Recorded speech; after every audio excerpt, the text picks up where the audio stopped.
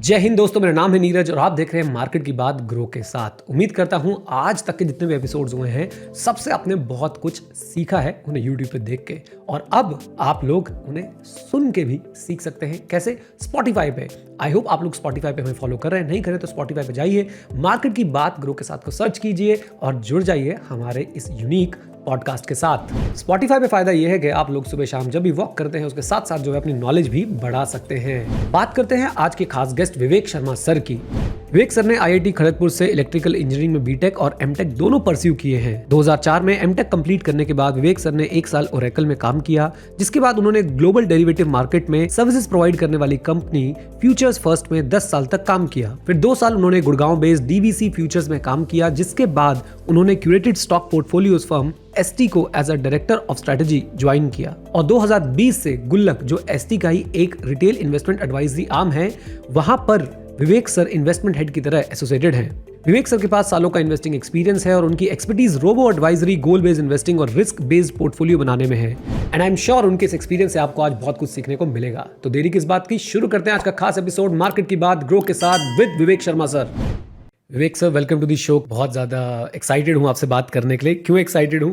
क्योंकि मार्केट में जो सबको सबसे पहली चीज़ जो सब देखते हैं ना, वो आपने बहुत सारी निकाल के दी है पिछले 2-3 साल में। तो वहीं से सवालों का सिलसिला जो है वो शुरू करने वाले, और मार्केट में सब लोग रिटर्न देखते हैं। तो 74.4% इन 2020, 63.6% इन 2021 and 25% in 2022, out performing the benchmark every time. क्या राज है इसका? क्या स्ट्रैटेजी है इसके पीछे? क्या थॉट प्रोसेस है इसके पीछे? मैं डिटेल में जानना चाहूंगा। Yeah, Neeraj. So, regarding our results or returns, what I'd like to point out here is कि हमारा बहुत ज़्यादा फोकस रहता है रिसर्च पे. Now, we have a fairly large team of almost 100 guys जो quant और technology professionals हैं, who are involved in the research. And this specific portfolio, when we released it, we have been researching about it for more than 2 years or so. Right तो हमारा बहुत ही ज़्यादा focus research पे रहता है. And second thing is कि ये research हम सिर्फ इंडिया में नहीं करते हैं. ये रिसर्च हमारी अक्रॉस जोग्राफीज होती है, right from north America, south America, Europe and Asia. तो हमने बहुत सारी कंट्रीज पिक की हुई हैं जिसपे हम रिसर्च करते हैं. तो whenever we are adding a new strategy to this, we see to it कि ये बहुत ही लॉन्ग टाइम फ्रेम में सक्सेसफुल रही हो, and plus it would have worked in multiple geographies. तो अगर कोई स्ट्रैटेजी स्पेसिफिकली सिर्फ इंडिया में काम कर रही है और दूसरी जगह काम नहीं कर रही है, तो we don't give it too much of importance. That is one more thing. And lastly I would like to point out about the diversification in our strategies. तो अभी क्या है कि हमने काफ़ी ज़्यादा सुना है कि आजकल momentum was very much in flavour. तो momentum was giving very good returns. But 2022 was pretty bad year for momentum. तो होता यही है कि दीज आर कॉल्ड फैक्टर्स. तो हम सिर्फ एक स्पेसिफिक फैक्टर पे रिलाई नहीं करते हैं. हमारे पास हमने रिसर्च करके ऑलमोस्ट 100 से भी ज़्यादा फैक्टर्स पे काम किया है जो हमने डेवलप किए हैं. और फिर हम क्या करते हैं कि हम अपनी मार्केट रिजीम देखते हैं कि इस टाइप की मार्केट्स में what are the kind of factors that are likely to work, और हम उसी पे ज़्यादा ध्यान देते हैं, उसी को वेटेज देते हैं. तो जब तक मोमेंटम काम करता है we give weightage to momentum. But कल को अगर मोमेंटम काम करना बंद कर दे, जो कि बहुत बार होता है, सालों सालों के लिए ये फैक्टर्स काम नहीं करते even with momentum. That's the risk. तो हमारे साथ क्या है कि हमारे पास मोर देन 100 फैक्टर्स हैं. तो हम किसी भी एक स्पेसिफिक फैक्टर पे रिलाई नहीं करते, and that's why we have been able to give these consistent returns across the years. मेरे पास इसमें 2-3 क्वेश्चन निकल के आए हैं. सबसे पहले तो सर मैं फैक्टर्स को और डिटेल में जानना चाहूंगा कि what do you mean by exactly mean by factors. And अगर 2-3 आपने बोला 100 फैक्टर्स है, तो अगर आप हमें कुछ 2-3 अच्छे एग्जांपल्स दे पाएं, उनको आपने कैसे यूज किया, अगर ये बता पाएं तो बहुत अच्छा होगा. ग्रेट. तो फैक्टर्स क्या होते हैं कि what is the basis of selecting a specific stock. तो एक बहुत ही पॉपुलर फैक्टर है जो मोमेंटम फैक्टर है. मोमेंटम फैक्टर क्या बोलता है कि any stock which has been rising over let's say last 3 months, 6 months और 1 year, it will continue to rise. तो उसमें हम क्या करते हैं कि we just rank the stocks based on let's say last 6 months returns, और जो भी टॉप 10, 15, 20 स्टॉक्स आते हैं उसको हम पिक कर लेते हैं. तो that is one factor which is known as momentum. Another factor is low vol or low volatility. तो ये भी एक बहुत ही पॉपुलर फैक्टर है, and this factor again has worked across geographies. ये फैक्टर क्या बोलता है कि जो भी स्टॉक्स हमारे लो वॉलेटाइल हैं, तो वॉलेटिलिटी में लोएस्ट हैं, they tend to give the best long term returns. तो एक ये फैक्टर आ जाता है। फिर क्वालिटी, वैल्यू, तो वैल्यू फैक्टर क्या बोलता है कि आपके जो भी स्टॉक प्राइस है, what you see is different fundamental ratios like price to book, price to earnings, and all of these ratios, and then figure out कि कहाँ पे is this undervalued or not. So that is value factor. तो इस type से काफी popular factors हैं, but we go a step ahead. हम इसके बाद और बहुत ज्यादा हमने फैक्टर्स पे रिसर्च किया है। तो एक दो फैक्टर्स लेट्स से मैं बता सकता हूँ, जैसे कि इंडेक्स इंक्लूजन एंड एक्सक्लूजन। तो हमने क्या देखा कि कोई भी अगर स्टॉक लेट्स से निफ्टी 50 में इंक्लूड होता है, तो that's a very positive sign for that specific stock. या फिर कोई अगर निकल रहा है तो उस स्टॉक के लिए काफी बड़ा ये नेगेटिव साइन रहता है, right. So this could be one of the factor. और फिर हमने क्या किया कि ये हाइपोथेसिस थी, इसको लेके हमने बैक टेस्टिंग की कि हमें लग रहा है ये क्या वाकई में ऐसा होता है या नहीं होता। तो अक्रॉस ज्योग्राफीज अगेन हमने ये काफी रिसर्च किया और देखा कि हाँ, this actually is true. We also go a step further. अब एक बहुत बड़ी मिथ होती है क्वांट इन्वेस्टिंग में कि it is mostly backward looking, कि बैक टेस्ट करके तो देख लिया है, अभी आगे भी काम करेगा या नहीं। तो उसमें क्वांट इन्वेस्टिंग बैकवर्ड लुकिंग है, बट फॉरवर्ड लुकिंग भी है। तो बहुत सारे हमारे फैक्टर्स या एल्गोरिदम्स ऐसे हैं जो प्रिडिक्ट करते हैं कि आगे क्या हो सकता है, right. So it is not only backward looking, it is also forward looking. So these are the kind of factors. One is say institutional buying and holding, that could be one factor कि institutions कौन से stocks bye कर रहे हैं, cell कर रहे हैं। Another factor could be based on FnO data. तो जितनी रफली 200 ऑड स्टॉक्स हैं जिनका एफएनओ डेटा अवेलेबल है, तो what is FNO data telling me कि is this a bullish sign that I am getting from FNO और बेरिश। तो इसी टाइप से बहुत सारे फैक्टर्स निकल के आते हैं। The good thing about our case is कि we don't only rely on technical factors, momentum is one of them. We also rely on fundamental factors and we rely on macroeconomic factors. तो हमारा एक बहुत ही अच्छा एक stable signal निकल के आता है which takes into account fundamentals of a company, technicals of a company, and macroeconomics में हम ये देखते हैं कि let's say oil prices हैं, interest rates हैं, FX है, ये सारी चीजें, इन सब का ट्रेंड कैसा है and how does that impact specific stocks. तो हम ओवरऑल पूरा एक बिग पिक्चर लेके देखते हैं। राइट, मेरे मैक्रो इकोनॉमिक्स बस अपने नोट्स में लिखा ही था कि मैं आपसे पूछूंगा, आपने पहले ही जो है वो जवाब दे दिया इसका। ठीक है, फैक्टर्स आपने बहुत अच्छे समझाए। अब मैं चाहूँगा कि only for the purpose of knowledge अगर हमें कुछ एग्जाम्पल मिल जाए, जैसे कि आपने जो फैक्टर्स बताए, लो वॉल का आपने एक फैक्टर बताया कि लो वोलेटिलिटी, राइट। इसके बेसिस पे कोई एग्जाम्पल अगर आप दे पाएँ किसी स्टॉक का कि आपने इस स्टॉक को इसलिए चूज़ किया था क्योंकि इसके अंदर लो वोलेटिलिटी थी। सो आई कैनॉट सी, हम जो सेलेक्ट करते हैं, अगेन द क्वेश्चन इज कि हम एक स्पेसिफिक फैक्टर को लेके सेलेक्ट नहीं करते, right. And I really cannot give you answer because I don't know as of now. What happens is, I tell you the whole process कि हम क्या करते हैं और नॉर्मली क्या होता है इस टाइप के प्रोसेसेस में। तो लेट्स से मेरे पास अब ये 100 फैक्टर्स हैं, तो अब मैं देखता हूं कि अभी का मार्केट रिजीम कैसा है, ठीक है। तो मार्केट रेजिम अगेन मैं देखता हूं कि वेदर मार्केट्स आर राइजिंग और फॉलिंग, एक बेसिक ये हो गया। और मार्केट रेजिम या मैक्रो इकोनॉमिक फैक्टर्स जब भी हम ये स्टडी करते हैं, ये हम एक तो लोकल लेवल पे करते हैं which is India level, and we do it at the global level also. तो how are the markets doing at locally and global markets, how are they doing. interest rates, we'll see again interest rates, how are they happening, what is the trend in India, what is the trend globally, oil prices, all of this. तो हमारे पास रफली ये मान लीजिए कि रफली 20 factors हैं which is a combination of local macro economic factors and global. इसके बेसिस पे हम डिसाइड करते हैं कि अभी मार्केट रेजीम क्या है, ठीक है। तो मार्केट एक रेजीम निकल के आती है, उस रेजीम में क्या होता है कि हम फिगर आउट करते हैं कि इस टाइप की मार्केट्स, अभी जिस टाइप की मार्केट्स हैं, इस टाइप की मार्केट्स में अब मेरे पास 100 फैक्टर्स हैं, but I don't want to use all 100, right. अब मैं ये देखूंगा कि इस 100 में से कौन से 5 या 10 फैक्टर्स हैं which are more likely to work in current market conditions, ठीक है। तो उसमें हो सकता है कि लेट्स से अगर बहुत अच्छी मार्केट चल रही है तो let's say growth, momentum, these kind of factors are given more weight. और अगर मार्केट्स थोड़ा सा शेकी है, वॉलेटाइल है, तो उस केस में let's say low wall, quality, value, इस काइंड ऑफ फैक्टर्स को ज्यादा वेट मिलता है। तो इस टाइप से फिर हर मंथ के स्टार्टिंग में हम मे बी 5 से 10 फैक्टर्स निकल के आते हैं कि these are the factors that are more likely to work in the markets. अब उन फैक्टर्स के बेसिस पे एक कंसोलिडेटेड स्कोर आता है ऑफ ऑल 500 स्टॉक्स। तो मैं जो अब अपने यूनिवर्स में हम जो देखते हैं दैट इज BSE 500। तो 500 स्टॉक्स का मेरा यूनिवर्स है।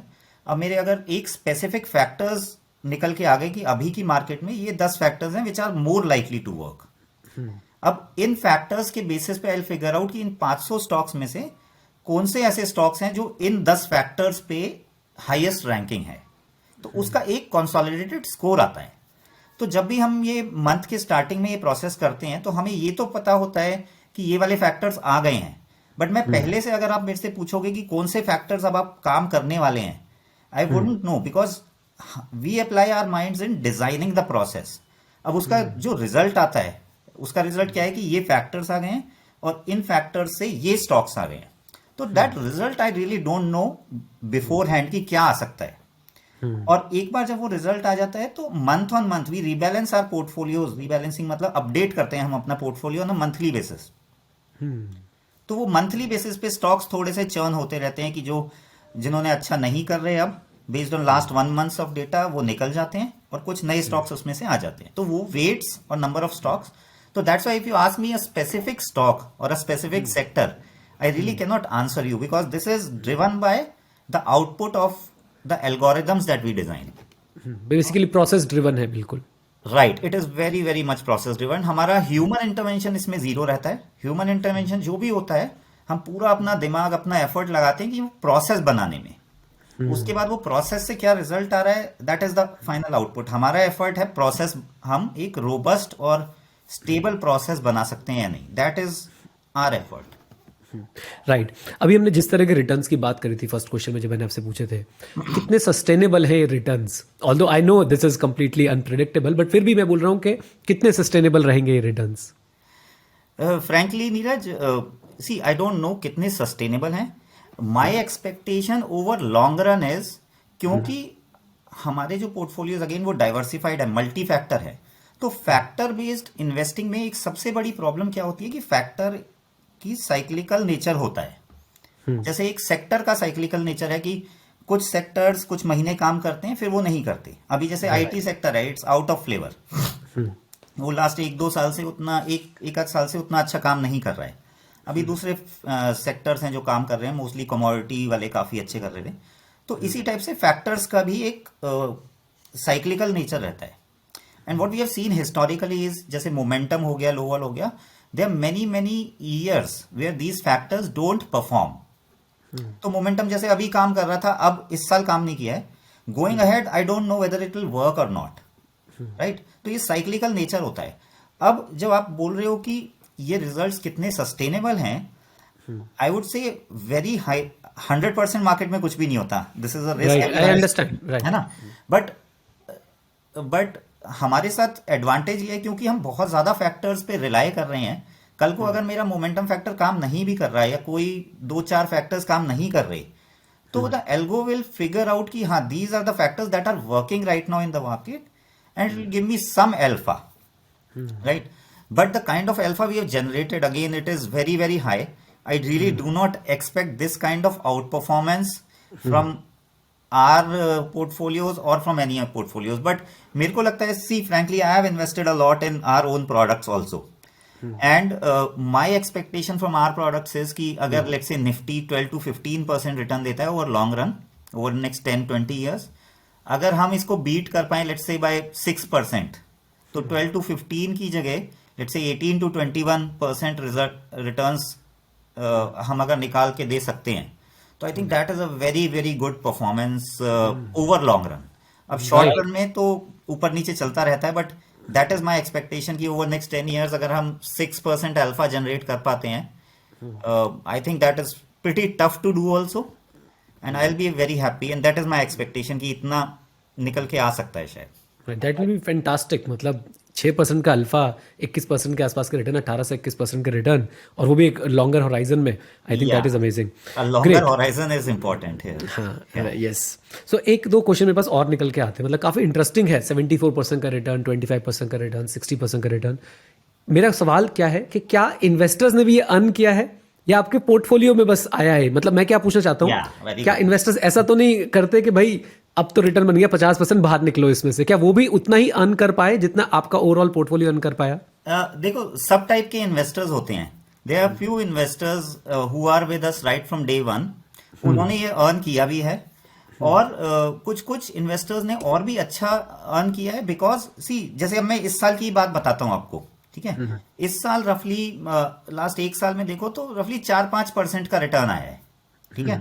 तो जिसने हमारे साथ एक साल पहले इन्वेस्ट किया था, ठीक है, लेट्स से उसने 1 लाख रुपए डाले, तो उसको 5% का रिटर्न मिल गया निफ्टी में, सॉरी ये निफ्टी में मिला है, बट राइट, हमारे में करीब 20 से 25% का रिटर्न है।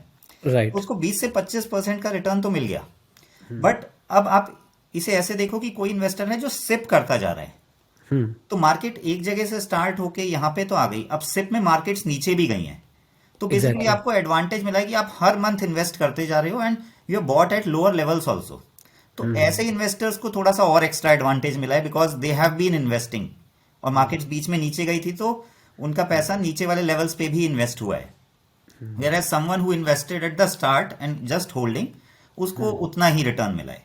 एक तो ये मैटर करता है, और दूसरा क्या मैटर करता है नीरज, इसमें आप कितना डाल रहे हो, क्योंकि ये जो पोर्टफोलियोज हैं इसमें फीस का काफी इंपॉर्टेंस होता है, ठीक है। तो अब आप इसको ऐसे देखिए कि किसी पोर्टफोलियो में आपने 10,000 रुपए डाले और आप फीस दे रहे हो 1,000 रुपए, तो आप 10% फीस दे रहे हो। ऑल्दो 1,000 सुन के ऐसे लगता है कि बहुत ज्यादा फीस नहीं है, शायद इट्स रीजनेबल, बट आपने डाले 10,000 तो आप 10% फीस दे रहे हो, ठीक है। अब सेम पोर्टफोलियो में अगर आप 1 लाख डालते हो और फीस 1,000 दे रहे हो, तो आपकी फीस जा रही है जस्ट 1%, 1%। राइट। तो जो भी फिक्स्ड फीस वाले प्रोडक्ट्स होते हैं उसमें हमेशा आपको ये ध्यान देना चाहिए कि आपका जो फीस है आप उसमें इतना इन्वेस्ट कीजिए कि आपकी फीस 2-3% से ज्यादा ना आए, राइट। और अगर आपकी फीस ज्यादा आ रही है तो वही आपको इन्वेस्टमेंट बढ़ानी चाहिए। अदरवाइज वही है कि अगर मैं एक्सपेक्ट कर रहा हूँ कि लेट्स से 6% अल्फा है, 2% मैंने फीस दे दिया, ठीक है, मैं 4 से 5% बना लूंगा। बट अगर 10% मैं अपना फीस में ही दे रहा हूँ, अगर मैंने 10,000 इन्वेस्ट किया है, 1,000 फीस में दे रहा हूँ, तो मैं 10% फीस दे रहा हूँ। तो उस टाइप के कोई भी उतना अल्फा जनरेट नहीं कर सकता है कि वो फीस जस्टिफाई करे। तो it is again to answer your question, it is dependent on majorly 2 factors कि आप कितना फ्रीक्वेंटली इन्वेस्ट कर रहे हो, एंड सेकेंड इज आप कितना फीस पे कर रहे हो। आइडियली वो 2 से 3% होनी चाहिए, उससे ज्यादा नहीं होनी चाहिए। तो क्या आप ये सजेस्ट करते हैं कि स्मॉल केस में भी या किसी भी इन्वेस्टमेंट जो हमारा मैकेनिज्म होता है, इन्वेस्टमेंट व्हीकल होता है हमारा, उसमें हम एसआईपी के थ्रू इन्वेस्ट करें तो ज़्यादा सही रहता है? I think SIP is the best, that is the only way I can think of to build wealth. अब जैसे आप IPOs की बात करो, बीच में IPOs का काफी अच्छा सीजन आया था, when everyone was talking and investing in IPOs, right. अब वो उतना अच्छा नहीं चल रहा है, ठीक है। बट लेट्स से IPO अगर कोई अच्छी कंपनी भी होती है ना, अगर आपने इन्वेस्ट किया, उसमें 1-2 लाख इन्वेस्ट किया, आपको कुछ एक पार्ट ही एलोकेट होता है, तो ओवर लॉन्ग रन आप कितना बना लोगे, उसमें बहुत ज्यादा नहीं बनेगा। The only way to build wealth is if you, let's say if you have identified a company or a fund or any product, आप उसमें एक बार इन्वेस्ट मत कीजिए, आप उसमें सिप कीजिए, आप उसमें इन्वेस्ट, अगर वो अच्छा प्रोडक्ट है तो आप उसमें इंक्रीज करते जाइए। ऐसे ही स्टॉक में भी होता है कि अगर आपने कोई अच्छा स्टॉक आइडेंटिफाई कर दिया, एक बार में आप बहुत ज्यादा नहीं डाल पाते हैं, और वो बढ़ता है तो आपको लगता है कि अब तो बढ़ गया, अब तो मेरा निकलने का टाइम आ गया, right. Whereas what you should think of is कि यार मैं इसमें 20% नहीं 20x कैसे बना सकता हूँ, और वो 20x वैसे ही होगा कि आप डालते जाइए ओवर नेक्स्ट 10 ईयर्स। वो 20x अगर आप एक्सपेक्ट कर रहे हैं तो आप उसमें डालते जाइए, हर महीने आप डालते जाइए, and that is the only way you can build wealth. That's what I think. Right, okay. अब मैं थोड़ा सा क्वेश्चंस को थोड़ा पर्सनल साइड पे ले जाना चाहता हूँ। तो मैं जानना चाहूँगा कि आपकी ये इन्वेस्टिंग की तरफ जो आपका झुकाव आया, या स्टॉक्स की तरफ या फाइनेंस की तरफ आपका जो झुकाव आया, ये कब से आना शुरू हुआ? How you started all this? तो स्टार्ट तो नीरज ये काफ़ी पहले हुआ था कॉलेज में ही, although I am from engineering background, but stock market मेरे को हमेशा से फैसिनेट करता था, the way prices moves up और डाउन ऑफ इंडिविजुअल स्टॉक्स, वो काफ़ी एक्साइटिंग लगता था। तो उसी टाइम से हम काफ़ी ट्रैक करते थे, मैं और मेरे कुछ फ्रेंड्स काफ़ी ट्रैक करते थे हम markets. And after I passed out from college I started looking for opportunities in this space only. Okay. तो then I started trading with a company named futures first. तो मैंने उनके साथ 10 साल ट्रेड किया in international markets, mostly oil and commodities trade किया, and it was mostly discretionary trading. तो हम मैनुअली ट्रेड करते थे based on news, based on technicals. तो I did that for about 10 years. फिर 10 साल होने के बाद मेरे को लगा कि now I was looking for more newer set of challenges. तो उसके बाद मेरे को लगा कि the world over all the businesses were moving towards automation, सब कुछ डिजिटाइज हो रहा था, and that was same thing happening in trading and investments field also. So I thought maybe I should shift my focus towards algo trading or quant trading or investments. So roughly around 6-7 years back, that's when I shifted from discretionary side to algo side, and that's what I've been doing for last 7 years now. तो थोड़ा सा दो shift हुए हैं, एक तो discretionary से shift हुआ है क्वांटिटेटिव और सिस्टमैटिक साइड, और दूसरा ये जो शिफ्ट हुआ कि ट्रेडिंग से फोकस काफ़ी कम, ऑलमोस्ट ख़त्म करके इन्वेस्टिंग साइड। राइट। ओके। एक वर्ड हम बार बार यहाँ पे यूज़ कर रहे हैं, क्वांट ट्रेडिंग या क्वांट इन्वेस्टिंग, जिस भी तरीके से आप इसे बोलना चाहें। मैं चाहूँगा कि आप एक रिटेल इन्वेस्टर को अगर आम भाषा में समझाना चाहें कि क्वांट ट्रेडिंग क्या होता है, एल्गो बेस्ड ट्रेडिंग क्या होती है, तो उसे हम कैसे डिफाइन करेंगे एक आम रिटेल इन्वेस्टर के लिए? नीरज, ये एक क्वांट ट्रेडिंग को मैं बस अलग अलग वर्ड्स यूज होते हैं, algo trading, quant trading, but it is actually systematic trading और इन्वेस्टमेंट्स। तो बस एक सिस्टम है। सिस्टम मतलब सिस्टम, आपके पास रूल्स हैं। आपके पास रूल्स हैं कि कब मैं एक स्टॉक में एंटर करूंगा, अगर ए बी सी ये 3 चीजें होंगी तो मैं इस स्टॉक में एंटर करूंगा, और कब मैं निकलूंगा। आपके पास बहुत ही स्पेसिफिक रूल बेस्ड अप्रोच रहती है कि कब मेरे को एंटर करना है, कितना वेट या कितना मेरे को इन्वेस्ट करना है, और कब मैं निकलूंगा। बहुत ही प्योर रूल बेस्ड अप्रोच को हम सिस्टमैटिक इन्वेस्टमेंट बोलते हैं। अब उसको हम अलग अलग तरह से बोल सकते हैं, quant investing, factor investing, they are some different forms, but मोटा मोटा वो रूल बेस्ड अप्रोच होती है जिसमें आपके रूल्स एकदम क्लियरली डिफाइंड रहते हैं। राइट। जैसे आपने शुरू में बताया था कि प्रोसेस ड्रिवन होगा, वो आपके बस आप वहाँ पे बस प्रोसेस डिजाइन करने में समय लगाएंगे, आउटपुट वो अपने आप देगा। एग्जैक्टली। तो इससे क्या होता है कि जैसे मैंने खुद ट्रेडिंग काफी की हुई है डिस्क्रिशनरी, तो day in day out you have to make a lot of decisions. तो दो चीजें, एक तो that decision takes a toll on you, तो काफी स्ट्रेसफुल होता है वो चीज कि day in day out you are deciding कि यार अब क्या करना है, राइट। और दूसरा है ये स्केलेबल भी नहीं है। तो as a human, as an investor, let's say अगर मैं खुद से कर रहा हूं तो मैं कितने स्टॉक्स देख सकता हूं या कितने सेक्टर्स देख सकता हूं। There is only limited that amount of data that I can analyse. तो ये वाला काम अगर कंप्यूटर्स काफी अच्छे से कर सकते हैं, हम बस प्रोसेस बता देते हैं, कंप्यूटर्स को बता देते हैं क्या करना है, but they will do all the data analysis. तो वो उनको करना चाहिए। तो दैट इज व्हाट क्वांट और systematic investing is all about. क्या एक रिटेल इन्वेस्टर, एक इंडिविजुअल इन्वेस्टर, और जब मैं रिटेल इन्वेस्टर, इंडिविजुअल इन्वेस्टर बोलता हूँ तो आई मीन जो एक फुल टाइम ऑक्यूपेशन में है, हो सकता है वो जॉब कर रहा हो सकता है उसका कोई बिजनेस हो, किसी भी तरह से वो ऑक्यूपाइड है, क्या वो इस तरह की इन्वेस्टिंग, क्वांट इन्वेस्टिंग जिसे हम बोल रहे हैं, सिस्टम बेस्ड इन्वेस्टिंग जिसे हम बोल रहे हैं, क्या वो उसे परस्यू कर सकता है इंडिविजुअली, या उसे एक्सपर्ट्स की हेल्प ले लेनी चाहिए? I think Neeraj, I have a very very clear view on it कि इसमें आपको एक्सपर्ट्स की ही हेल्प लेनी चाहिए। अनटिल एंड अनलेस आपका खुद का एम है कि आप इसको फुल टाइम करो। बट अगर आपका काम है, लेट्स से आप मार्केटिंग जॉब में हो या सॉफ्टवेयर डेवलपमेंट में हो या आप डॉक्टर हो, जो भी है, तो आपका एक फुल टाइम ऑक्यूपेशन है। आपके बेस्ट रिटर्न्स, आपके जो टाइम का बेस्ट रिटर्न है वो उस ऑक्यूपेशन में टाइम लगा के आएगा, राइट। तो इसीलिए ये खुद से परस्यू नहीं करना चाहिए। अनदर थिंग, जैसे मैं बताता हूं कि हम कितना एफर्ट लगाते हैं। Now you have spoken about the consistency of returns, जो लास्ट 3 साल में हमने गुल्लक पोर्टफोलियोज में देखा है। अब ये इसलिए आया है बिकॉज हम इतनी सारी चीजें देख रहे हैं, ठीक है, और हमारी इतनी बड़ी टीम है, बहुत ही, हमारा 10 साल से भी पुराना ये पूरा सेटअप है, we have been doing it for almost 14 years now. तो इतनी सारी चीजें एक रिटेल इन्वेस्टर को देखना बहुत ही मुश्किल है। मुश्किल मतलब कि टाइम वाइज एक तो बहुत ज्यादा टाइम लगेगा, और स्किल सेट भी मे बी आप में वो उस टाइप का स्किल सेट ना हो। तो इसीलिए एक रिटेल, किसी भी रिटेल इन्वेस्टर को आई थिंक इंडिविजुअल स्टॉक्स में नहीं घुसना चाहिए। And we have seen studies the world over. India में हमने देखा है, यूएस में, यूरोप में, हर जगह इस टाइप की बहुत स्टडीज हुई हैं नीरज। और इसमें हमेशा ये निकल के आता है कि रिटेल इन्वेस्टर्स जो हैं, जो स्टॉक बेस्ड अप्रोच फॉलो करते हैं, वो इंडेक्स के रिटर्न्स भी नहीं बना पाते। तो अगर इंडेक्स लेट्स से 12% दे रहा है, तो एक रिटेल इन्वेस्टर का जो रिटर्न्स आता है वो 8 से 9% ही आता है। Because this is I am talking about the average retail investor. तो इसीलिए ये बहुत मुश्किल चीज है, टाइम बहुत लगता है, स्किल सेट बहुत लगता है।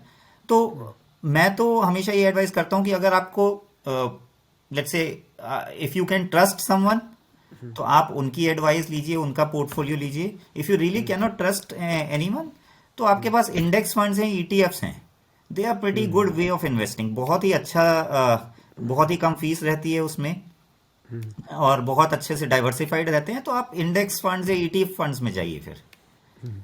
ये आपने इतनी सरलता से जो बात बोली, ये रिटेल इन्वेस्टर्स को समझ क्यों नहीं आती, ये भी एक सवाल है। आई डोंट नो यार, पता नहीं क्यों नहीं समझ में आती। बट आई थिंक एक ना इसमें बहुत ही इंटरेस्टिंग चीज है कि ये जो हम स्टॉक्स पिक करते हैं, फिर वो ऊपर जाते हैं, नीचे जाते हैं, इस पे नीरज जो हमारे ब्रेन पे जो इम्पैक्ट होता है ना, that has the same impact जो गैम्बलिंग में होता है। तो जैसे गैम्बलिंग बहुत इंटरेस्टिंग होती है, when you go to a casino, आप गोवा जाइए, लास वेगस, कहीं भी आप कैसीनो में जाते हैं, बहुत मजा आता है आपको बेट करने में, थ्रिल राइट? मिलता है। बहुत थ्रिल मिलता है। तो वही है कि ये जो थ्रिल है, I think that is the biggest output that investors are seeking.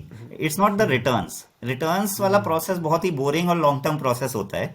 I think वो थ्रिल होता है, वो लोगों को एडिक्ट कर देता है। तो that addiction to that thrill, that kind of feeling, I think people are unable to stop that.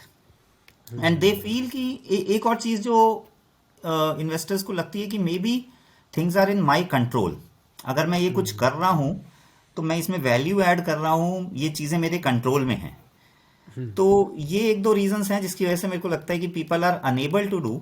I know many many investors जिनको बहुत ही कम अंडरस्टैंडिंग थी स्टॉक मार्केट की, बट उनके साथ पॉजिटिव था डिसिप्लिन, देयर प्रोसेस। तो दे हैव बीन जस्ट, वो बिल्कुल दिमाग नहीं लगाते कि कौन से प्रोडक्ट में डालना है, मैं इस टाइम अच्छा है या नहीं है, मैं डालू, स्टॉक मार्केट्स अंडर वैल्यूड है, ओवर वैल्यूड है, वो बिल्कुल दिमाग नहीं लगाते। वो बस मंथ के स्टार्टिंग में सैलरी आती है, एक अमाउंट वो डायरेक्ट इन्वेस्ट कर देते हैं म्यूचुअल फंड्स में, ईटीएफ्स में। तो product is not so much important, और even if it is important, what is more important is the discipline of doing SIPs. तो वो अगर कोई कर सकता है, तो प्रोडक्ट अगर थोड़ा बहुत अच्छा या खराब रिटर्न भी दे रहा है, वो उतना ज्यादा मैटर नहीं करेगा। Main point is process is more important. बिल्कुल ठीक बात है, मतलब I completely agreed with this. And I think ये एक ऐसी चीज़ है जो रिटेल इन्वेस्टर्स समझ ले तो वो एक लॉन्ग टर्म में एक अच्छी वेल्थ जो है वो क्रिएट कर सकता है। एक आम आदमी भी लॉन्ग टर्म में अच्छी वेल्थ क्रिएट कर सकता है, अपने अगर डिसिप्लिन वाली बात जो आपने बोली अगर उसको फॉलो कर ले तो ग्रेट। अब एक चीज़ मैंने बहुत सुन रहे हैं हम आजकल, बहुत ज़्यादा उसका हल्ला भी है, अभी वो चैट जीपीटी भी आया है, आर्टिफिशियल इंटेलिजेंस, मशीन लर्निंग, इन सब का कितना बड़ा रोल है जिस तरह की इन्वेस्टिंग आप करते हैं उसके अंदर, फैक्टर इन्वेस्टिंग के अंदर कितना बड़ा रोल रहता है आर्टिफिशियल इंटेलिजेंस और मशीन लर्निंग या और ऐसी और एडवांस टेक्नोलॉजीज का? तो Neeraj, there is some role. अब कितना बड़ा ये मैं एग्जैक्टली नहीं बता सकता, but there is decent enough role here.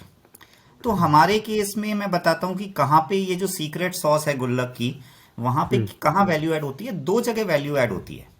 तो एक तो जैसे जो मल्टीपल फैक्टर्स की हम बात कर रहे थे, लेट्स से मोमेंटम फैक्टर अगर हम एक उठा लेते हैं, तो एक तो ये है कि हमें मोमेंटम को कैसे मेजर करना है, ठीक है। तो वहां पे हम कितना अच्छा कर सकते हैं than the market. Let's say pure momentum portfolio को अगर मैं मेजर करूं और हमारा ही सिर्फ अगर मोमेंटम वाला पार्ट ले लेता हूं, तो हम कैसे उसमें बेटर एंड बेटर कर सकते हैं। एक तो वो है, और दूसरा है कि अमंगस्ट ऑल ऑफ दीज मैं कैसे पिक करूं कि कौन से फैक्टर्स अच्छा वर्क करेंगे। तो ये जो दोनों ही प्रोसेसेस में in limited amounts, we use AI and machine learning algorithms in order to make our algorithms better. So there is definitely very good edge, and we are also spending lot of money and resources on improving our capability in this field.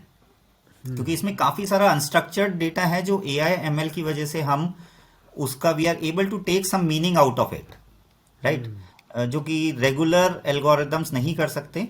तो काफी unstructured data को हम we can make sense out of it and use it in our algorithms. So there is definitely some edge, but बाहर जैसे अभी आप बोल रहे थे कि ये हल्ला ज्यादा मच जाता है मार्केट में, उतना बड़ा एज नहीं है, but there is definitely edge. अगर हम ये वाली टेक्निक्स और एल्गोरिदम्स नहीं यूज करेंगे तो वील बी एट बैकफुट. तो वो डेफिनेटली है, और इंक्रीजिंगली गोइंग फॉरवर्ड ये काफी इंपॉर्टेंट रोल प्ले करेंगे in overall investment management field. Last question को मैं AI/ML से ही थोड़ी सी बात को आगे एक्सटेंड करना चाहूँगा. हावर्ड मार्क्स का कहना है कि machines are good at rule based investing but they can't talk to CEO of a company और can not comprehend any qualitative factors like business potential etcetera. तो इस पे क्या थॉट है? इसमें मेरा भी एक थॉट बनता है ये कि एक्चुअली में अगर हम देखें जो इन्वेस्टर्स रहे हैं, जो ग्रेट इन्वेस्टर्स रहे हैं, येस आई अंडरस्टैंड कि वो 1 in a million और 1 in a billion वाले चांसेस हैं. जैसे वॉरेन बफे की बात करें, हमारे इंडिया में हम झुनझुनवाला साहब की बात करें या दमानी साहब की बात करें, तो मुझे नहीं लगता इन्होंने AI/ML का यूज़ किया होगा, राइट? तो इसको आप कैसे रिस्पॉन्ड करेंगे? आई थिंक एकदम सही बोल रहे हैं कि देखिए ये जो क्वांट इन्वेस्टिंग और ट्रेडिशनल इन्वेस्टिंग है, हमें इसे ऐसे नहीं लेना चाहिए एज एन इन्वेस्टर कि कौन सी चीज बेटर है. These two are different things, ठीक है. और ये हमने थोड़ा सा स्टडी भी किया था, उससे बहुत इंटरेस्टिंग चीज निकल के आई. तो जो ये आउट परफॉर्मेंस है, इसको हम अल्फा बोलते हैं, ठीक है. तो अगर मैं अल्फा का कोरिलेशन देखता हूं क्वांट फंड्स और ट्रेडिशनल फंड्स में, तो वो कोरिलेशन काफी कम है. तो इससे क्या पता लगता है? इसका मतलब ये है कि these two are different things. तो अल्फा दोनों ही तरह से जनरेट हो सकता है, ठीक है. एंड इन्वेस्टर्स के लिए सबसे बड़ा एडवांटेज ये है क्योंकि ये डिफरेंट है, अनकोरिलेटेड है. तो एज एन इन्वेस्टर जो मेरा सजेशन रहता है कि आप एक ट्रेडिशनल, कुछ पैसा ट्रेडिशनल फंड्स में लगाया तो कुछ क्वांट फंड्स में भी लगाइए, because these two are different things. दोनों की अपनी एडवांटेजेस हैं. हाँ, हेज करने के लिए, एक हेज रिस्क को करने के दूसरे लिए, से आप डाइवर्सिफाई hedge कर करने सकते के हैं. लिए, एग्जैक्टली. डाइवर्सिफाई करने के लिए. One is the thing that these two are different. और दूसरा जो आप बोल रहे थे कि या as a quant investor I really cannot और don't talk to let's say CEO of the companies, या एक सेक्टर या कंपनी का पोटेंशियल कितना है, वो मैं उनसे बात करके नहीं पता लगा सकता. बट हम जो ये बोलते हैं क्वांट इन्वेस्टिंग में, तो everything is in to price. तो अब आप ऐसे भी बहुत सारे केस होंगे नीरज, जो आप मानेंगे कि किसी कंपनी या सेक्टर में बहुत बढ़िया पोटेंशियल था, ठीक है. किसी एक फंड मैनेजर ने उसमें 1 साल पहले इन्वेस्ट किया, लेकिन वो अभी भी स्टॉक वहीं पे ही है, या मे बी नीचे नीचे ही चला गया. तो ऐसे भी बहुत सारे केसेस होते हैं, राइट. तो उसका क्या आंसर है? बेसिकली उसमें हम क्या कर रहे हैं, हमारा एज, हमें लगता है हमारा एज ये है कि हम फंडामेंटल्स देखते हैं और टेक्निकल्स भी देखते हैं. तो फंडामेंटल्स देख के हमें ये पता लग जाता है कि ये वाली कंपनी अच्छी है, इसके रिजल्ट्स अच्छे आ रहे हैं, कंसिस्टेंट अर्निंग्स हैं, ऑल ऑफ दैट. बट क्या मैं इसमें पैसा डालूं? तो क्योंकि मैं ये मल्टीपल फैक्टर्स देख रहा हूं, तो मैं इसका प्राइस भी देखूंगा. क्या ये प्राइस मेरे को दिखा रहा है कि इसमें डालना चाहिए या नहीं? तो अगर वो फ्लैट ही है price, and no matter how good the fundamentals is, मेरे एल्गोज मेरे को ये नहीं बोलेंगे कि आप इसमें इन्वेस्ट करो. Only when the price breaks out, that is the time my algos will tell me कि हाँ, अब ये प्राइस भी मेरे को बता रहा है कि इसमें इन्वेस्ट करना चाहिए, फंडामेंटल्स भी बता रहे हैं, ठीक है. तो that is additional edge I'd like to believe that we have, because we are looking at all of these things. But having said that, जैसे आपने बोला कि हमें potential कहाँ पे है, maybe I'll never be able to tell. But वो शायद quant funds को जरूरत भी नहीं है शायद. तो these two are different things, and as investor मैं भी काफी यही इन्वेस्ट करता हूँ कि most of my money I just divide it between index funds and between quant funds, which is Gullak and ST's funds. That's it. तो वो different चीजें हैं, और डाइवर्सिफिकेशन का बेनिफिट आपको मिलेगा अगर आप दोनों में इन्वेस्ट करोगे. राइट. मतलब rather than फाइटिंग के क्या अच्छा है, आप दोनों का फायदा उठाइए. Exactly. That's a great approach. Okay, एक बात और, क्योंकि हमने शुरुआत में बातचीत करी थी तो आपने बताया था कि आप हर महीने फैक्टर्स जो है कंसिडर किए जाते हैं और फिर या उन फैक्टर्स के हिसाब से वो फैक्टर्स जिन स्टॉक्स को फेवर नहीं कर रहे होते हैं हम उनसे एग्जिट लेते हैं, व जिनको फेवर कर रहे होते हैं हम उनके अंदर एंट्री लेते हैं। तो इसमें चर्निंग बहुत ज़्यादा रहती होगी, डेफिनेटली ट्रांजैक्शन कॉस्ट बहुत ज़्यादा रहती होगी, या टैक्सेशन बहुत ज़्यादा रहता होगा। तो या इसको कैसे देखते हैं आप एज अ क्वांट इन्वेस्टर, कैसे देखते हैं, और एक रिटेल इन्वेस्टर के लिए आप इसको कैसे, इसको इस थॉट को हम कैसे देखें कि यार मेरे तो चर्निंग में बहुत ज़्यादा कॉस्ट जाने वाली है या मेरे को टैक्सेशन बहुत ज़्यादा लगने वाला है। तो क्या ये राइट। कॉस्ट आपको कभी कभी परेशान करती है? तो अभी तक तो किया नहीं है। See, as a fund manager what I see is की कॉस्ट है मेरी ज्यादा, बट जब मैं ये स्ट्रैटेजी डिजाइन कर रहा हूं तो I am taking this into account. ठीक है, तो लेट्स से कि मैंने मंथली चर्निंग की जगह मैंने देखा कि ठीक है मेरे को मंथली चर्निंग नहीं करनी, मैं इसको वंस अ क्वार्टर चर्न करता हूं। तो उससे क्या होता है, अगेन कॉस्ट बेनिफिट एनालिसिस है सब जगह। इससे क्या होगा, अगर मैं इसको मंथली की जगह क्वार्टरली कर देता हूं तो मेरा अल्फा, मेरी कॉस्ट कम हो जाएगी। कॉस्ट मीन्स कि मेरी ट्रांजैक्शन कॉस्ट, स्लिपेज कॉस्ट, ये सब कम हो जाएंगी, रिलेटिवली वन थर्ड हो जाएंगी, क्योंकि मैं 3 महीने में एक बार ही कर रहा हूँ अब। बट जो मेरा अल्फा है वो भी मैंने देखा कि वो कम हो रहा है। बिकॉज अगेन इसमें एडवांटेज नीरज ये है कि we are able to move at a fast pace. एक कोई अगर लेट्स से 10,000 करोड़ का म्यूचुअल फंड है, ऑब्वियसली वो मंथ ऑन मंथ बेसिस पे डिसीजंस नहीं ले सकता है। उनके लिए holding period is into years. तो अगर कोई कंपनी अच्छा करना स्टार्ट करती है तो they build up their positions across months and years, and accordingly जब वाइंड डाउन भी होता है तो मे बी मंथ्स और क्वार्टर्स के वाइंड डाउन होता है। तो उसकी अपनी कुछ एडवांटेजेस हैं कि कॉस्ट कम रहती है, लॉन्ग टर्म होल्डिंग रहती है, all of that. This is different, I am not saying this is better और वर्स, दिस इज डिफरेंट। इसमें हमारी एडवांटेज क्या है कि because we are small, we are able to move at a fast pace, right. तो उसका disadvantage ये हो जाता है कि थोड़ी सी मेरी कॉस्ट और टैक्सेस मेरे बढ़ते हैं, but because I am moving at a fast pace I am able to generate alpha. तो अब इसमें वही देखना है कि in spite of this cost and tax inefficiency whether I am able to produce that alpha. और इसीलिए मेरा अभी तक जैसे हमने दिया है 20, 30, 40% अल्फा ओवर निफ्टी, तो निफ्टी रफली जब से हमने लॉन्च किया है 100% रिटर्न्स दिए हैं और हमारे फंड ने 250% दिए रिटर्न्स। तो आई ऑलवेज सी कि यार आफ्टर कॉस्ट एंड एवरीथिंग मेरा बस 6% अगर निकल के आ रहा है, I am very happy as an investor, as a fund manager, both sides. And that is what expectation is कि अगर लोग एक्सपेक्ट कर रहे हैं कि हर साल 20, 30, 40% निकल के आएगा, दैट्स अनरीजनेबल एक्सपेक्टेशन। कभी कभी वो आ जाएगा, बट कुछ साल ऐसे भी रहेंगे जो मे बी थोड़ा हम अंडर परफॉर्म भी कर रहे होंगे, ऐसा भी हो सकता है। बट आई थिंक वही कॉस्ट बेनिफिट एनालिसिस हमने काफी किया है और वही देखा है कि मंथली करके हम एक जो ऑप्टिमम रिस्क एडजस्टेड रिटर्न्स निकाल सकते हैं वो मंथली फ्रीक्वेंसी पे बेस्ट आते हैं। ग्रेट। मेरा अगला क्वेश्चन इसी से रिलेटेड, जो आपने अभी अंडर परफॉर्म वाली बात करी, तो आपने बोला कि आपका जो यूनिवर्स है वो टॉप 500 कंपनीज का है as per the market cap, right. इसमें definitely mid cap, small cap, सारी तरह की कंपनीज जो है वो आ जाती हैं। Yeah. अब हम लोग इसमें देखते हैं कि स्मॉल कैप में एक बल्कि आपके, अगर आपकी भाषा में बात करूं तो एक फैक्टर होता है size is also a factor, right. Exactly. Yeah. तो अब स्मॉल कैप कंपनीज जो हैं उनका साइज स्मॉल होता है, राइट, उनका मार्केट कैप स्मॉल होता है, उसमें रिटर्न्स बनने के चांसेस ज़्यादा होते हैं, बट उसमें रिस्क भी मुझे लगता है कि उतने ही ज़्यादा होते हैं, राइट। Exactly. और Yeah. हमने अभी रिटर्न की बात करी तो हमें बहुत अच्छा लग रहा है, लेकिन मैं बड़ा रिस्क एवर्स व्यक्ति हूं, तो मैं ये ज़रूर देखता हूं कि डाउनसाइड प्रोटेक्शन कितना मिल रहा है।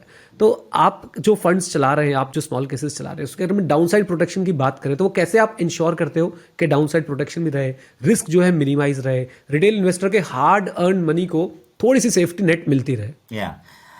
सी नीरज, हमारा जो मैंडेट है, जो हम करना चाह रहे हैं, हमारे लिए ये बिल्कुल नहीं है कि हम हाईएस्ट रिटर्न्स प्रोड्यूस करना चाहते हैं। That is not our mandate, that is not our motivation. Our motivation is best risk adjusted returns. तो इसीलिए जब हम जैसे ये पोर्टफोलियोज जो भी बनाते हैं, तो पोर्टफोलियो अगर मेरे पास 10 स्टॉक आ जाते हैं, लेट्स से, अब 10 स्टॉक में मैं 2 तरह से बना सकता हूं पोर्टफोलियो, कि मैं इनको क्या वेट्स दूं कि मेरे को सबसे ज्यादा रिटर्न्स आए।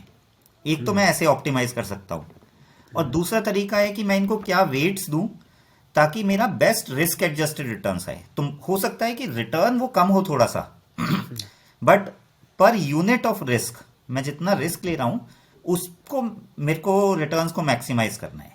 ठीक है, तो ये एक मेजर होता है शार्प रेशियो जो हम यूज करते हैं। शार्प रेशियो बेसिकली वही है कि it's a measure of risk adjusted return. तो क्या आप जो एक्स्ट्रा रिस्क ले रहे हो, जैसे आपने बताया साइज में आप एक्स्ट्रा रिस्क ले रहे हो, तो आप एक्स्ट्रा रिस्क तो ले रहे हो, बट क्या वो रिटर्न जस्टिफाई कर रहा है इतना एक्सेस रिस्क लेना? ठीक है, तो इसको ऐसे देखते हैं कि लेट्स से अगर आप 10 यूनिट ऑफ रिस्क ले रहे हो लार्ज कैप में और 10% रिटर्न बना रहे हो, ठीक है, तो अगर आप मिड कैप में जाते हो, मिड कैप में आपका रिस्क 10 से 15 यूनिट हो रहा है, तो जो रिटर्न है वो आपका 15% से ज्यादा बना पा रहे हो या नहीं? तो लेट्स से अगर आपका रिटर्न आ रहा है 12%, तो वो पहले से तो बढ़ गया है, 10 से 12% हो गया है, which is a good thing, but आपका रिस्क बहुत ज्यादा बढ़ गया है, आपका रिस्क बढ़ गया 10 से 15, तो that is not a very good strategy to improve your returns. लेकिन अगर वो आपका रिस्क मान लीजिए 10 से 12 होता है और रिटर्न हो जाता है 10 से 15, तो that is a risk that you should take, क्योंकि आपका पर यूनिट ऑफ रिस्क जो रिटर्न्स है वो बढ़ गया है। तो हम जो अपने पोर्टफोलियोज बनाते हैं नीरज, हम कभी भी ऑप्टिमाइजेशन वाला एक रहता है कि कैसे हम ऑप्टिमाइज करें, हम उसे रिटर्न्स पे ऑप्टिमाइज नहीं करते हैं, हम रिस्क एडजस्टेड रिटर्न्स पे ऑप्टिमाइज करते हैं। और इसीलिए अगर आप देखते हो हमारे पोर्टफोलियोज में अगर आप थोड़ा सा हिस्ट्री देखोगे तो there is a good representation of large cap, mid cap and small caps. थोड़ा बहुत वो चेंज होता रहता है, बट प्रीटी मच वो तीनों ही काफी अच्छा रिप्रेजेंटेशन होता है तीनों का, और वो इसीलिए आ पाता है क्योंकि हम रिस्क एडजस्टेड रिटर्न्स पे फोकस कर रहे हैं। अगर हम सिर्फ रिटर्न्स पे फोकस कर रहे होते तो मे बी हमारे बहुत स्मॉल कैप ही आते शायद। और दूसरी चीज, अगर आप रिजल्ट हमारा जो शार्प रेशियो की मैं बात कर रहा था, अगर आप वो लास्ट 2-2.5 साल से देखते हो तो हमारा शार्प रेशियो भी बहुत हाई है। ठीक है, तो दैट मीन्स हम थोड़ा सा एक्स्ट्रा रिस्क ले रहे हैं, बट वो जो रिटर्न्स आ रहे हैं, अब हमारा Sharpe ratio is double that of index. तो इसको अगर आप डबल देख रहे हैं तो इसका मतलब ये है कि सेम अमाउंट ऑफ रिस्क पे Gullak portfolios are able to deliver double the returns. ठीक है, तो हमेशा हमें जब भी देखना चाहिए रिस्क एडजस्टेड रिटर्न्स पे मेजर करने चाहिए पोर्टफोलियोज या stocks.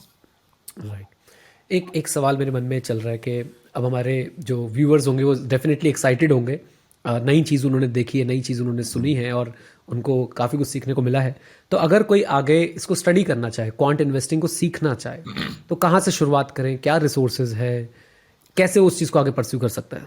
I think resources Neeraj, अभी if you just go online on internet, there some very very good resources out there in order to learn about quant investing और factor investing. बहुत अच्छे resources हैं online internet पे, बहुत ज़्यादा resources है। इसमें बस हमें यही ध्यान रखना चाहिए कि एक जो थोड़ा सा गलत ट्रेंड नीरज जो आजकल बना हुआ है कि मोमेंटम पे बहुत ज़्यादा फोकस था, वो अब थोड़ा सा ठीक हो रहा है 2022 में, क्योंकि momentum didn't work exactly as well. तो कोई भी अगर ये चीज़ सीखना चाह रहा है तो उसको मैं यही बोलूंगा कि थोड़ा सा अपना विजन ब्रॉड करके सीखे, किसी भी एक फैक्टर पे बहुत ज्यादा फोकस ना करे, रादर देन जैसे जो हमारी भी अप्रोच है, हम बोलते हैं कि मल्टीपल फैक्टर्स को देखो। तो जब भी आप सीख रहे हो तो आप स्टार्ट ऑब्वियसली एक फैक्टर से करोगे, बट मल्टीपल चीजें देखो, उसमें मल्टीपल फैक्टर्स देखो। एनएससी की वेबसाइट पे बहुत अच्छे स्ट्रैटेजी इंडेक्सेस हैं ये, जिसमें you can actually download the historical data of these multiple strategies और मल्टीपल फैक्टर्स, और उसमें कुछ कुछ सिंगल फैक्टर्स इंडेक्स भी हैं और मल्टी फैक्टर इंडेक्स भी हैं। आप एनएससी की वेबसाइट पे हिस्टोरिकल डेटा डाउनलोड करके देख सकते हैं कि how they have performed across the years, और इंटरनेट पे बहुत अच्छे रिसोर्सेज हैं actually, but always focus on that multi factor thing. किसी भी एक फैक्टर पे मत कीजिए, क्योंकि वो हर चीज है कि कुछ साल काम करती है बट कुछ साल नहीं भी करती, तो वो काफी रिस्की अप्रोच हो जाती है जब भी हम एक सिंगल फैक्टर पे फोकस करते हैं। That's the only thing. Right. Although आपने पहले इस आंसर को बता दिया है मुझे, मैं फिर भी एक बार पूछने की कोशिश करता हूँ, कौन से सेक्टर्स 2023 में आपकी नज़र में रहने वाले हैं? सो मैं फिर से वही रिपीट करूंगा Neeraj, I don't know frankly. तो हमारा वही है, प्रोसेस, बहुत ही प्रोसेस ड्रिवन है। That's the thing I like about this, कि it takes lot of stress away from finding out कि कौन सा स्टॉक अच्छा करेगा। मेरे को ये पता है कि जो भी स्टॉक अच्छा कर रहा होगा या जो भी फैक्टर या सेक्टर अच्छा कर रहा होगा, हमने जो अपना प्रोसेस या एल्गो जो बनाया है, इससे आउटपुट मेरे पास आ जाएगा। अब कल को अगर आईटी स्टार्ट कर दे करना, इट्स ऑल अबाउट प्रिडिक्शन। मेरे को नहीं पता नीरज कि वर्ल्ड ओवर क्या होगा अगले साल, बट जो भी होगा एटलीस्ट जो बेस्ट चीजें हैं, जैसे इंडेक्स होता है ना नीरज, इंडेक्स बहुत ही बढ़िया कॉन्सेप्ट है। लेट्स से निफ्टी 50, तो वो क्या करता है कि आप इंडेक्स में इन्वेस्ट कर रहे हो, आपका पैसा टॉप 50 कंपनीज में इन्वेस्टेड है। तो अगर कोई कंपनी अच्छा नहीं कर रही तो वो निकल जाएगी और नई कंपनी आ जाएगी, आपको उसमें दिमाग नहीं लगाना। तो ऐसे ये जो मल्टी फैक्टर मॉडल होते हैं उसमें यही इसकी ब्यूटी होती है कि कल को अगर कोई फैक्टर अच्छा नहीं कर रहा है वो खुद से निकल जाएगा, अच्छा फैक्टर आ जाएगा। तो frankly I don't know the answer to which stock और sector will do well. What I know is कि multi factor process has a very high chance of beating the index. 100% कहीं भी नहीं होगा, but it has the way this process is designed, it has a very good chance of beating the index, and if you keep beating the index over the years, you will make very good money over long term. And then it hardly matters which sector is doing good, right? I don't know यार, frankly returns are returns। अब वो IT sector से है या chemical sector से, I don't care, right? Got your point. Thank you very much Vivek sir, बहुत कुछ सीखने को मिला। आपने बहुत सिंप्लिसिटी के साथ बहुत कॉम्प्लेक्स कॉन्सेप्ट्स जो है हमें डिलीवर किए, और मैं उम्मीद करता हूं कि हमारे व्यूवर्स यहाँ से बहुत कुछ सीख के जाएंगे और उनकी इन्वेस्टिंग जर्नी में काफ़ी बड़ा वैल्यू एडिशन रहेगा। Thank you very much once again. Thank you Neeraj, बहुत बढ़िया लगा आपसे डिस्कस करके। Thank you. I hope guys आपने आज का एपिसोड एंजॉय किया। अब समय आ गया है उस सेगमेंट का जहां पे मैं आपको पूरे के पूरे इस एपिसोड की समरी देने वाला हूं। तो अपनी पेन और कॉपी उठा लीजिए और लिखना शुरू कर दीजिए। आज की हमारी सबसे पहली लर्निंग ये थी कि फैक्टर इन्वेस्टिंग, या फिर जिसे हम क्वांट इन्वेस्टिंग भी बोलते हैं, वो कुछ फैक्टर्स पे डिपेंडेंट होती है। आप जो है स्टॉक्स चूज करते हैं फैक्टर्स पे बेस्ड, और जब तक इन फैक्टर्स के बेस पे वो स्टॉक आगे चलता रहता है, आप उन स्टॉक्स के साथ बने रहते हैं, और जैसे इन फैक्टर्स में कुछ कमी आने लगती है, आप उन स्टॉक्स को बेचते हैं और एग्जिट कर जाते हैं। ये एक सिंपल रूल बेस्ड इन्वेस्टिंग है। फैक्टर्स चूज करते हैं हम लोग मार्केट कंडीशन पे, फैक्टर्स चूज करते हैं कि हम लोग मार्केट में क्या चल रहा है इसके बेसिस पे। जैसे कि बुल मार्केट में हम लोग चूज करेंगे ग्रोथ और मोमेंटम वाले फैक्टर, या फिर बियर मार्केट में हम लोग चूज करना चाहेंगे क्वालिटी और वैल्यू वाले फैक्टर। तो जैसा देश वैसा भेस बना के हम लोग जो है आगे चलते रहते हैं। आर्टिफिशियल इंटेलिजेंस और मशीन लर्निंग के बारे में भी हमने सीखा, आजकल ये काफ़ी ट्रेंडिंग है। और आर्टिफिशियल इंटेलिजेंस और मशीन लर्निंग आपकी हेल्प करती है पता लगाने में कि कौन से फैक्टर्स जो है जिनका इंपैक्ट जो है आने वाला है स्टॉक मार्केट पे, और कब जो है उन फैक्टर्स का इंपैक्ट कम होने लग जाता है, और उन्हीं फैक्टर्स के बेसिस पे कौन से स्टॉक्स जो हमें बाय करने चाहिए और सेल करने चाहिए। इसमें भी मदद करती है आपकी आर्टिफिशियल इंटेलिजेंस और मशीन लर्निंग। एक चीज हमने और सीखी कि क्वांट इन्वेस्टिंग या फैक्टर इन्वेस्टिंग में बहुत सारी कॉस्ट इन्वॉल्व होती है in terms of transaction cost and taxation, लेकिन इसके जो रिटर्न्स हैं जो लगातार इंडेक्स को बीट करते रहते हैं, वो हमें बिल्कुल भी परवाह नहीं करने देते इस कॉस्ट की, क्योंकि उन रिटर्न से हम अपनी कॉस्ट को कवर कर लेते हैं। एक खास बात जो मुझे बहुत अच्छी लगी कि क्वांट फंड को जो है आप लोग अपने पोर्टफोलियो को डाइवर्सिफाई करने के लिए यूज कर सकते हैं। अगर आप लोग generally traditional mutual funds, traditional equity mutual fund के अंदर इन्वेस्ट करते हैं, तो क्वांट फंड आपके पोर्टफोलियो का पार्ट बन सकते हैं, जिससे आपके पोर्टफोलियो में कुछ ऐसी चीजें आ जाएंगी जिनमें ग्रोथ, मोमेंटम और बहुत सारे जो फैक्टर्स अभी इकोनॉमी में चलने वाले हैं या आने वाले हैं, आप उनके ऊपर भी इन्वेस्टमेंट कर पाएंगे। तो ये थी गाइस आज के एपिसोड की समरी। उम्मीद करता हूं आप लोगों को ये पसंद आई तो वीडियो को लाइक करिएगा, चैनल को सब्सक्राइब करिएगा, और हमारे सारे एपिसोड देखने के लिए आई बटन को जरूर चेकआउट कीजिएगा। कमेंट बॉक्स में जरूर बताइएगा कि आप इस शो पे और किस गेस्ट को देखना चाहते हैं। With this note guys, thank you very much, stay connected, stay here, जय हिंद। और हाँ मित्रों, सीखते रहें, क्योंकि सीखना शुरू तो जीतना शुरू। Bye bye and take care, God bless you all.